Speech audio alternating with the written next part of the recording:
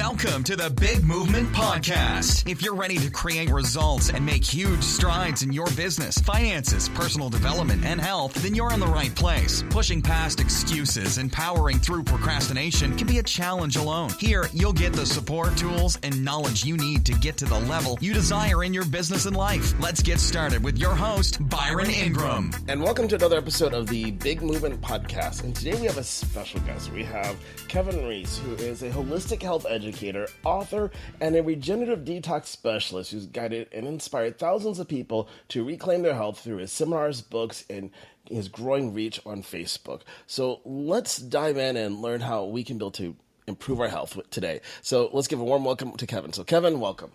Hey, thanks for having me, Byron. Oh, definitely. So tell us a little bit about yourself, as you have an incredible story of how you got to this point in your life. Yeah, I used to be a professional radio personality, and, I was kind of living that life in the hip-hop genre, and doing the clubs, doing the late night, and my body started breaking down from eating very poorly. I was a smoker. I just wasn't treating myself very kindly, and 28 years old, I had like a heart attack scare. I ended up on heart monitors and,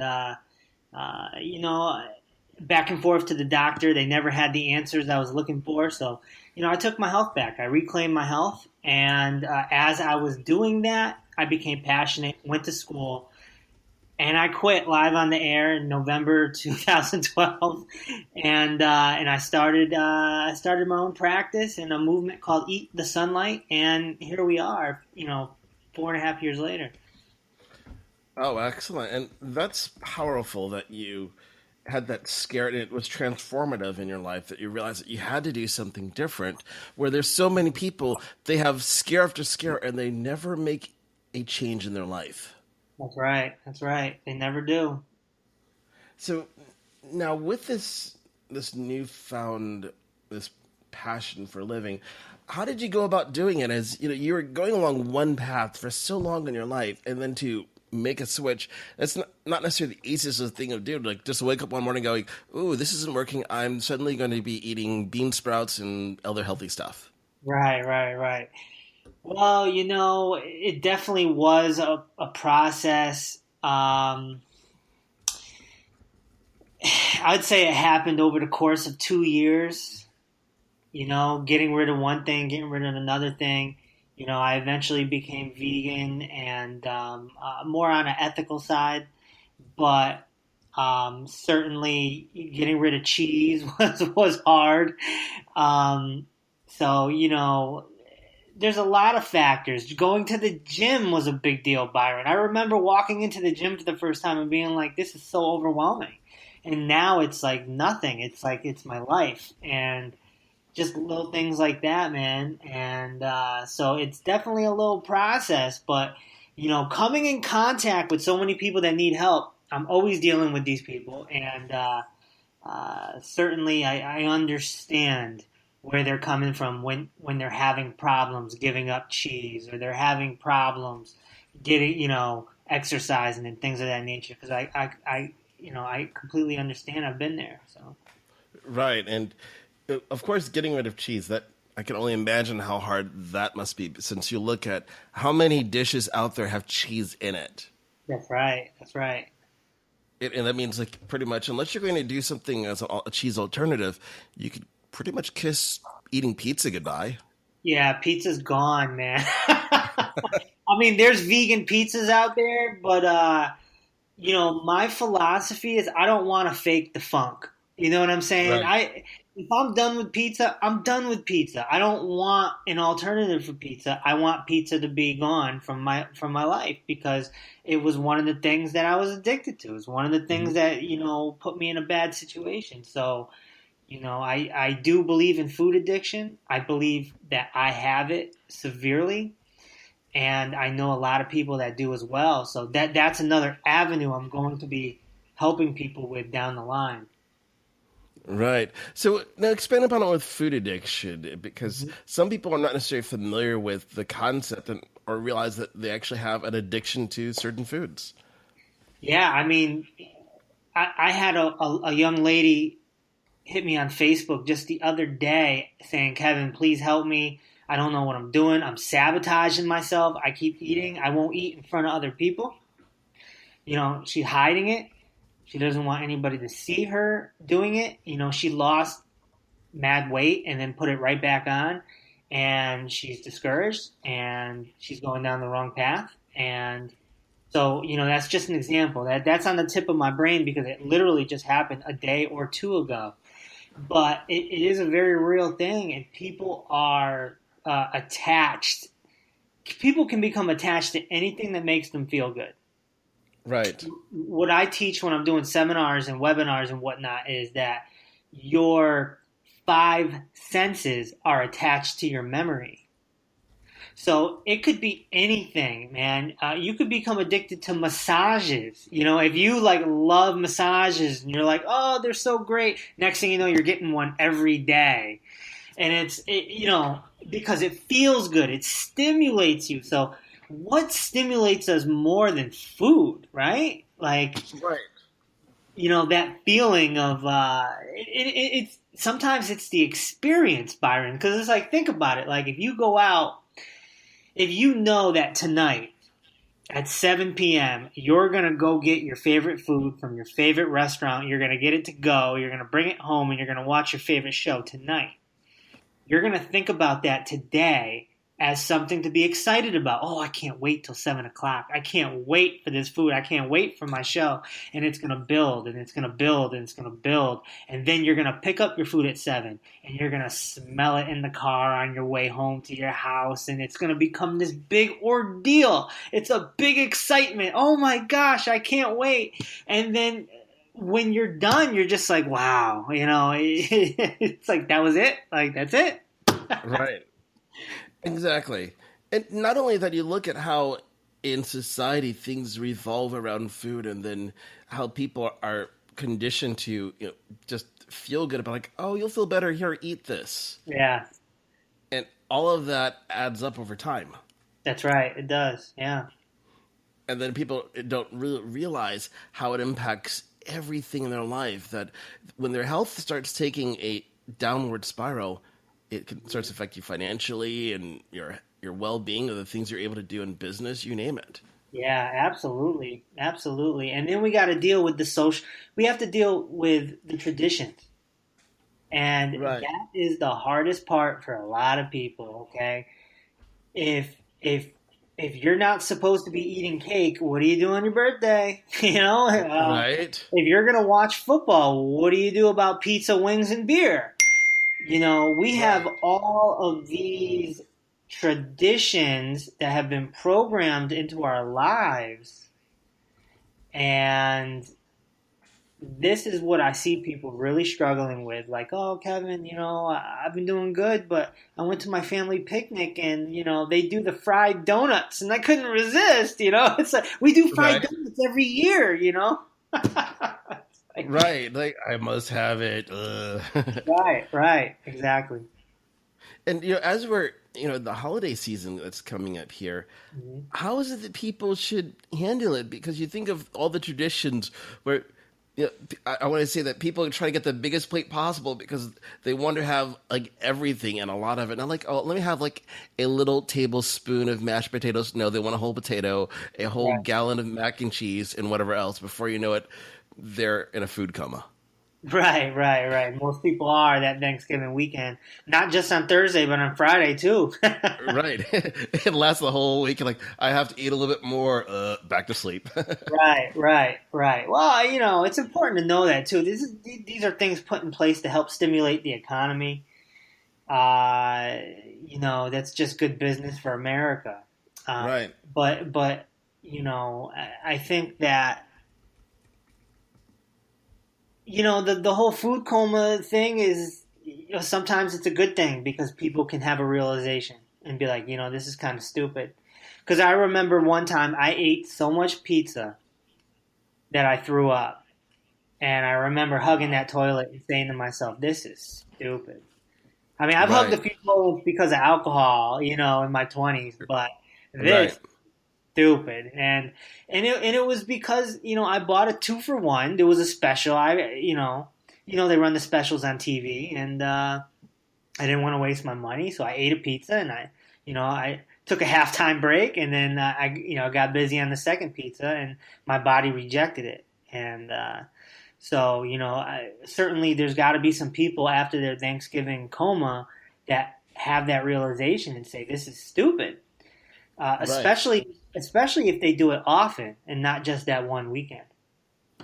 Right, exactly. Now, how can people avoid that stigma when they're at all these holiday parties, the Thanksgiving dinners, the Christmas dinners, so they don't get that crazy look like, what do you mean you're not eating all of this? You only want the veggies. You don't want to have the gargantuan turkey leg or something like that. Right. How do people get past that? Well, what people need to do is they need to make it their lifestyle, and we got to get past the discipline. Discipline is basically doing something that you don't want to do, but needs to be done. It's like taking out the garbage, or but eating shouldn't be. You shouldn't need to have discipline when it comes to eating. It should be a part of your lifestyle.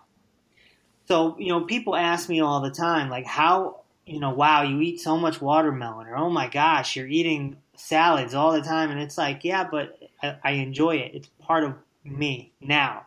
It's part of me now. So there's no discipline involved. So I think people need to, my best advice is to create the lifestyle, and it may take a few months, it may even take a few years, but once it becomes a lifestyle, you don't have to deal with discipline anymore. Right, and that's so critical that you make it a lifestyle, then it's part of you versus it feels like it's punishment. Like, oh, darn it, I have to do it this way. Like you're being punished. Like, okay, you have to take out the trash for a week as a kid or something like that. Right, exactly. It makes a big difference. Or going to school. Remember, remember that feeling of getting up in the morning and being like, oh, I don't want to go to school. Even elementary school, oh, I don't want to go to school, They're like, please don't make me go. I just want to watch cartoons all day. I'm sick today. From the turkey. I'm sick. Cough, cough. Yeah. Yeah. Those things, it's all about that lifestyle. Now, obviously, with a lifestyle, it has a dramatic impact because as I was reading things about you mentioned that with chronic illnesses of how things can impact. How does food truly impact the illnesses that people are experiencing today? Sure. Well, it comes down to mostly digestion.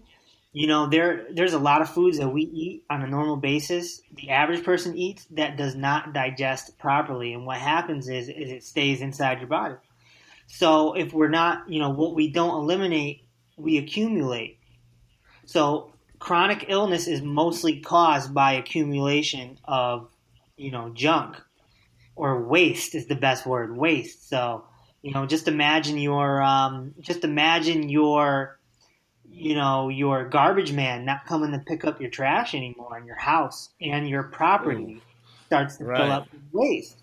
And next thing you know, you got bugs and parasites and bacteria, etc. And that's exactly what happens in our bodies. We have a fluid that runs through our body called the lymph, which is part of the lymphatic system. So that is what cleans our cellular waste, and then our bowels is what cleans our digestive waste. So you got two. So think about it like you got the recycling guy coming and you got the trash guy coming, right? You got two bins. Right. Everyone's got two bins. So there's your two bins right there. And if you're not cleaning that properly, then you're going to accumulate and you're going to create what's called toxemia. So that's like a pocket of fluid with waste in that pocket, which becomes acidic. So if that pocket of fluid was, say, in your upper area around your neck, then you may end up with thyroid issues. And of course, if the thyroid performs 100 functions and it starts to malfunction, then you are going to acquire what the medical establishment calls symptoms. And then once you have symptoms, then you go to the doctor and he treats your symptoms instead of trying to reverse the cause. Right. And I think that's one of the biggest problems that when you think about health today is people are always looking at a fix for the symptoms instead of taking a step back and looking at what's the actual cause of it. That's right. To eliminate that problem. And food is, is way past 50% the problem. So we need to detoxify. We need to clean our bodies out, and everybody can do a detox. Everybody should do a detox. My mom is 67 years old, and she finally started believing in my work, and she took a year out of her life to detox, and all her symptoms are gone. She's on no medication. How many 67-year-olds out there are not on medication? I mean, it's right. incredible. And the doctors are just like, oh, okay, well, yeah, whatever you're doing, keep doing it. And, right. And, constantly I keep working with people, or my colleagues keep working with people, and they're getting better. And the evidence is there. The medical establishment isn't going to throw it in journals or anything because it will take money out of their pocket. So, right. Recently I just released my own line of medicinal teas, and that's helping a lot of people. In fact, this week I'm going to interview a young lady on camera to get her success story. So I'm like traveling around trying to get these success stories because, not everyone believes until they see someone tell you or sees it, So, herbs are our original medicine. So, I'm very excited about getting these herbs, these teas out to people. Right, and that's powerful. Mm-hmm. So now what are some of the foods that you say would accumulate in the body that prevent people from that really just accumulate and they cause all the issues that people are experiencing? What are some of those foods that people should avoid? Well, I would tell people to avoid dairy. Dairy has no place in the body. I mean, certainly there's no human laying underneath the cow sucking on its nipple. Right. It's very mucus forming, and I understand because I was addicted to cheese, but there's no place for it in our body. Fried foods, obviously, that's some man-made stuff to make it taste better and crunchier and all that. But when you overcook oils, it becomes a carcinogen. So you might as well smoke a pack of cigarettes a day. The processed meats, okay? These meats that have nitrogen, nitrates in them and all that stuff, very cancer forming. Gluten is another one. So there's just a few right there to just completely take out of your diet, and you'll start feeling better, especially if you're drinking some herbal tea, some good herbs too. And that, it's like it's a tag team effort. It's a 2 + 2 = 4 type situation. Right. Oh, definitely. So you came up with your own line of teas. What's the story behind that? Of what inspired you to just wake up and say, I need my own tea? Yeah, herbs were a big part of my journey and helping me detox, helping me get myself better. And then when I became a practitioner and I started taking on clients, I was, recommending herbs for them, and I was using someone else's herbs. So it just made sense. And I love tea. And I think that everyone understands a warm beverage or a cold beverage, but a beverage in general. And so instead of doing tinctures or capsules, I decided to go with tea. I found an herbalist, had it all mixed up, had it all blended, made sure it was organic, no chemicals, and came up with 12. So we have different ones for different things. So, if you have stomach issues, we have one for that. If you have lung issues, we have something for that. So it just gives me an opportunity to recommend to clients and supporters, on Facebook and Instagram. Oh, definitely. When you can be able to start using things that are natural or organic to help your body heal, it has a profound impact instead of trying to pop a pill to make it feel better. That's right, because there's going to be side effects with those drugs. Right. Oh, definitely. It's almost scary if you think about some of the drugs that are out there. You'll see these commercials on TV of, oh, this will help you feel better. But at the same time, you look at the side effects, think, oh, never mind. Yeah.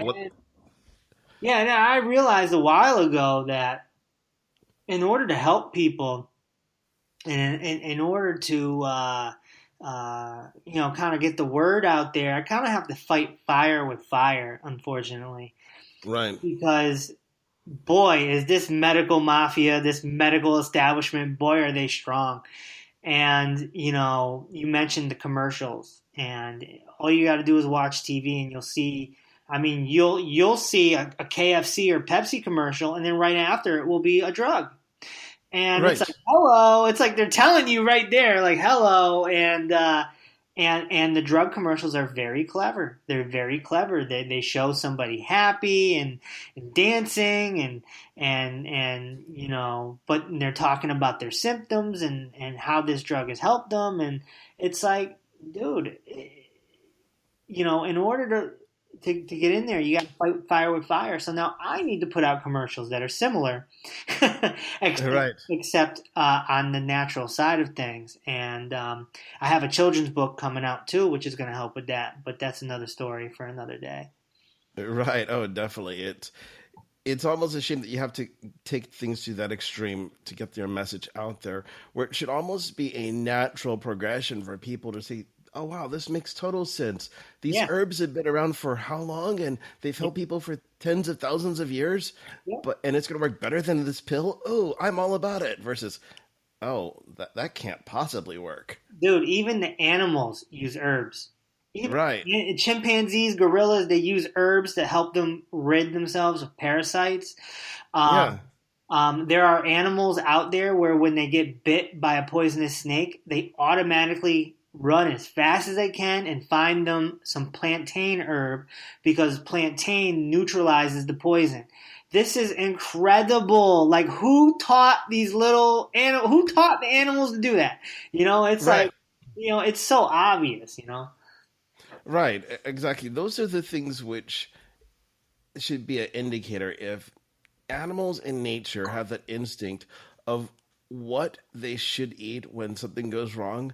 We should learn from that instead of let's just make a pill for it. Of the monetization of so many things has really hurt people overall, because of people just wanting to make an extra dollar instead of what's best for the individual. Right. Absolutely. It's just a shocker when you look at that. So now, obviously, when you think about the chronic illness and you're talking about the teas with detoxing it, and with the foods, what are some of the other things that people should begin doing that can minimize that potential effect of chronic illness or be able to helpfully prevent some of it? Yeah, I mean, fruits and vegetables. That's where everything starts. Fruits and vegetables, and especially fruit. We got to stop being scared of fruit and sugar. It's natural sugar. I don't see any white powder to you. So No. That's where it starts. Cardiovascular exercise, very important. I think people get very caught up in lifting weights and this and that. Dude, we gotta freaking run. We have to jog. We have to bicycle. Like, we need to work our heart. It's so important. The herbs we already talked about. Positive thinking. Having good attitude. Not being in resentful relationships, things of this nature. This is what stresses us out. Not working a job that you absolutely despise. This is stuff that we have to avoid. We have to avoid that drama as best as we can. I've noticed something, Byron. I have like an obsession / hobby of finding old people that are like close to 100 or over, and then looking up to see how they live their life. And I'll tell you, the common theme is they don't eat a lot and they exercise. And the other thing is they worked a job that they loved. They had a good relationship.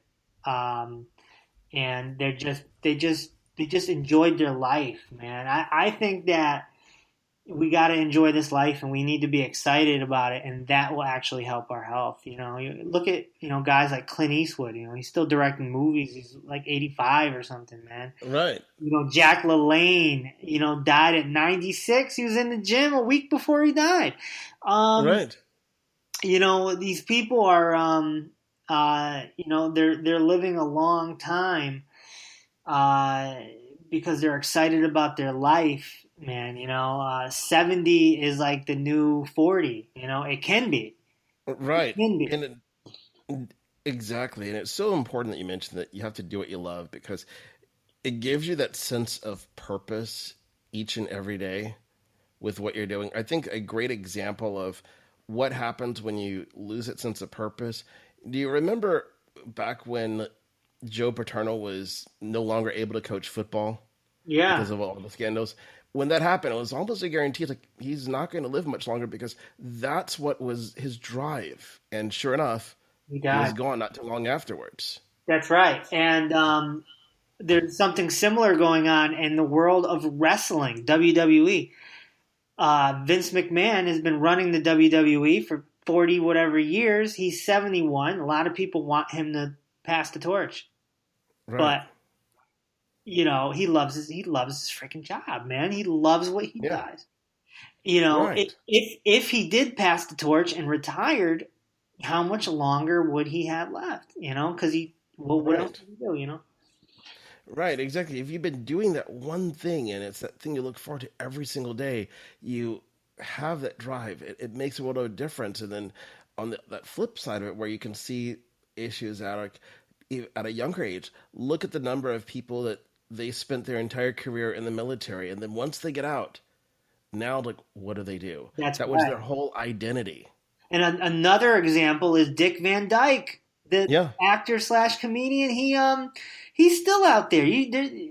I recommend that anyone listen to this. Go on YouTube and look up Dick Van Dyke. You will find shots of him recently out there dancing. He's like 92, man. Oh yeah. It's incredible. You think like, holy crap, he's still going. Like Yeah, because he loves it. He's passionate about it, all those things about being himself. And I think that's part of the problem when you look at how society has this mentality of, oh, when you reach 65, you can retire. Like, why? right.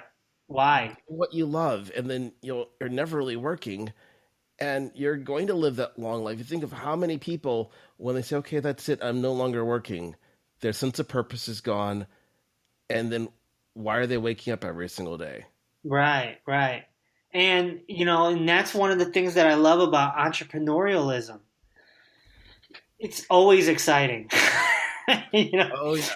It's always exciting, and there's some ups, there's some downs that come with the ups, but man, it's exhilarating. So Right, exactly. Now, because like a lot of listeners are entrepreneurs, how do you keep that balance because of eating healthy, being active when you're establishing a new routine? Because some people they're used to like that normal hustle and bustle. They're thriving around people, and they've suddenly turned it on its head. Like, okay, now I'm working from home, and the only person I'm talking to is my dog who gives me crazy looks.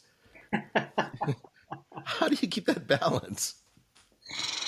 but the balance of, can you repeat that again? The balance Oh, of sure. what? Yeah, you keep that the healthy balance where you're still making the right choices with eating Right. foods. You're doing those smart things versus fall into that trap like, oh well, it's just easy. I'll just have some Cheetos or Well, for something for a me, snack. for me, it's routine, man. I'm typically up at 7. I'm typically doing my workout by 8, and I'm typically in the office working by 9:30.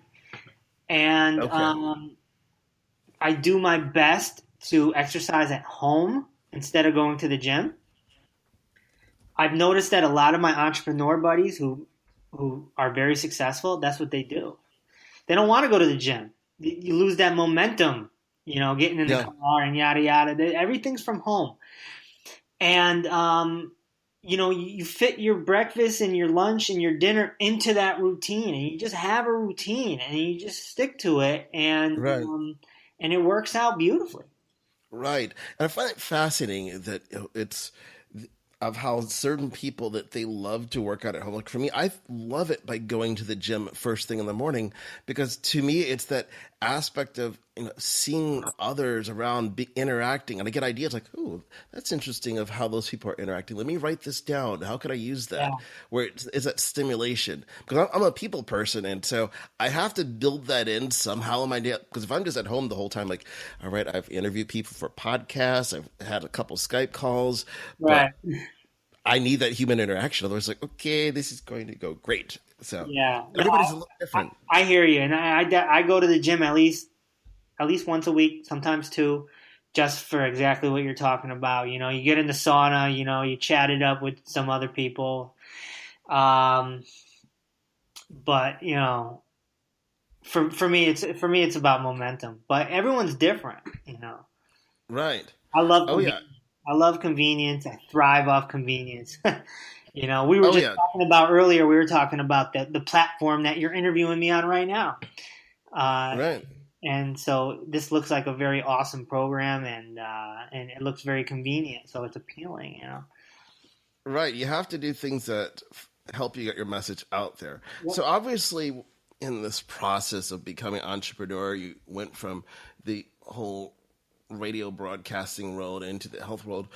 What did you do to get your name out there? Because that's quite a switch. Everybody knows you. You're in the hip hop world. Like, oh yeah, you're with all these people. To suddenly, I'm going to help you eat healthy. What? Well, it certainly wasn't hip hop in the music industry, that's for sure. They forgot me real fast. Like, he can't play records. Oh, he can't give shout outs. Oh yeah, lose his number. But Right. uh,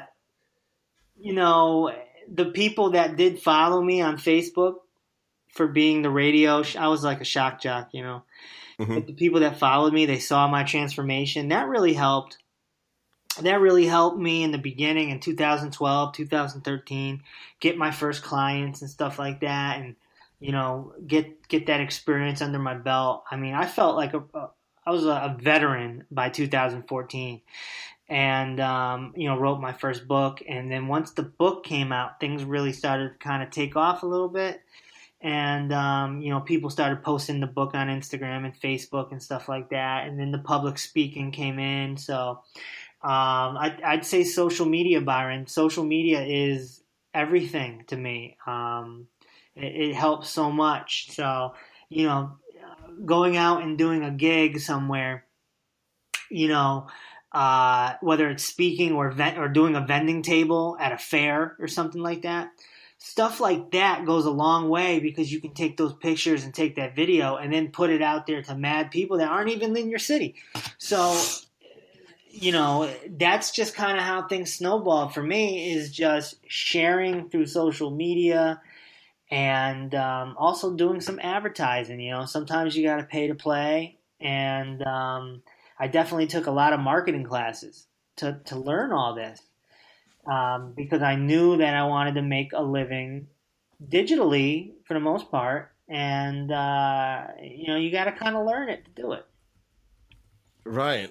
It makes a difference when you invest in those things, because it's all up to you. So many people, they have the assumption that they don't need to learn marketing. They can just pay somebody right away. Like, oh, here, they're going to run everything. But if you don't know the principles behind it, Right. it's so easy to end up failing, because you don't know the why behind. Like, well, why are they asking me to create X number of videos per month? Or why are they saying that I need to come out with a book, or so forth? Yeah. It makes the process simpler.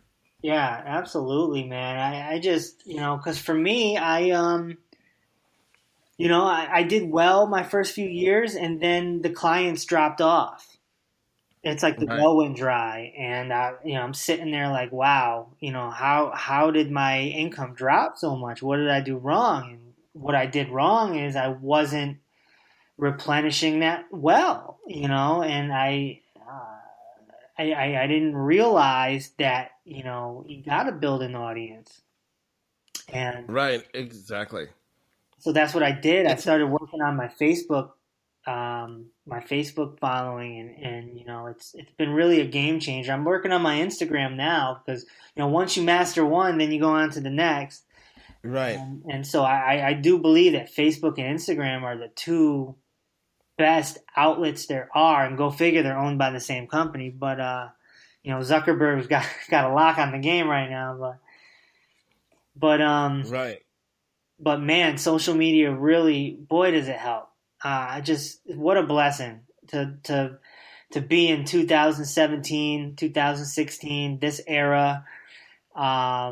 You're doing your podcast. I'm thinking about coming out with a podcast one day myself.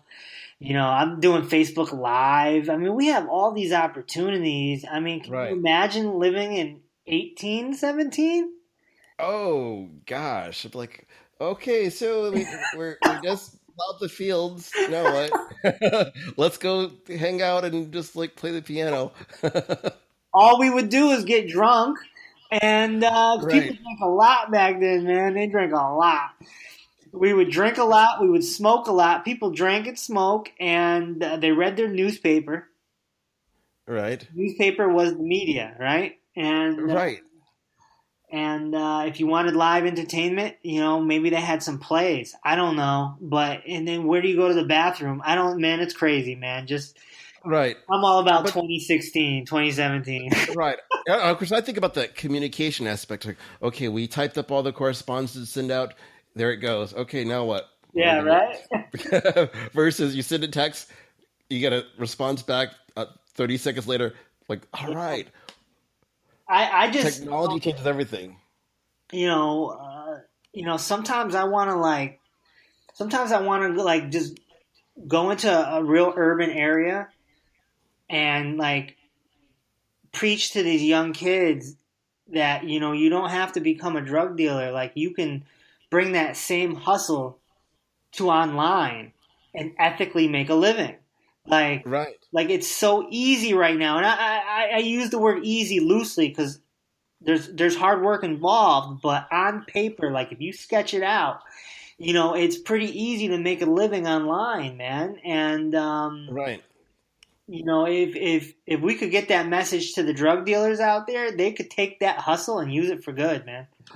Oh yeah, it's just like anything else. If you think about that, some kid on the street who's selling drugs, what do they have to do? They have to learn how to prospect because they got to figure out, okay, how do I size people up? Who are the ones that be most interested? Come up with approach, close the deal. Yeah. It's no different than sitting in front of a computer. Okay, the product it's one is legal, one's not, but the process is the same. Yeah, if anything, it's harder because they have to accept that they're going to end up dead or in jail more than likely. And Right. what a pressure that is. What a pressure that is. Now, a great example is Jay-Z, Sean Carter. I mean, he was a successful Yeah. drug dealer, and now then he became a successful rapper, and now he's a successful businessman.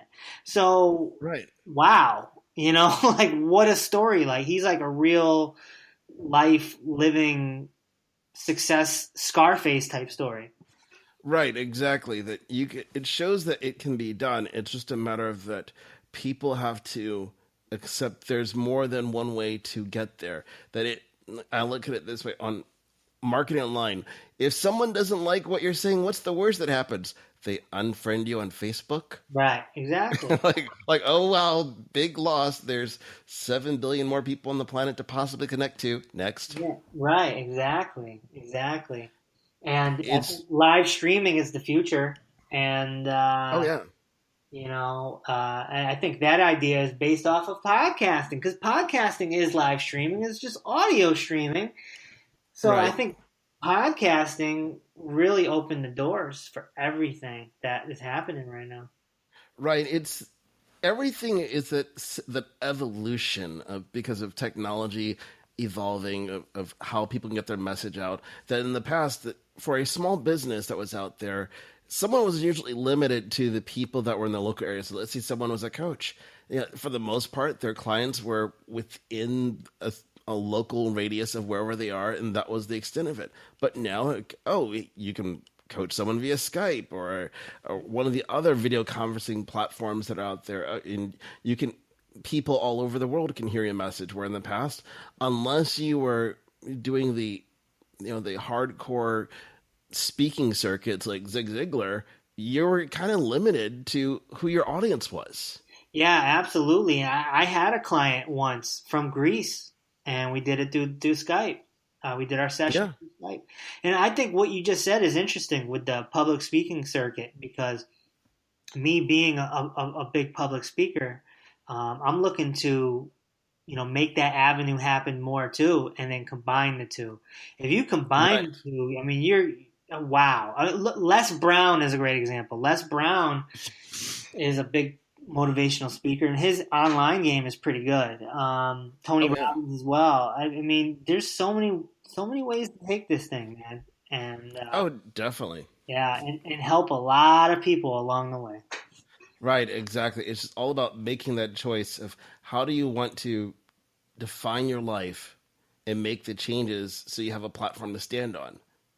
Because that's what makes the Yeah, biggest difference. yeah. I just got invited slash booked to be interviewed on national television, on the FYI network, which is the station that airs like a lot of the tiny house shows and stuff.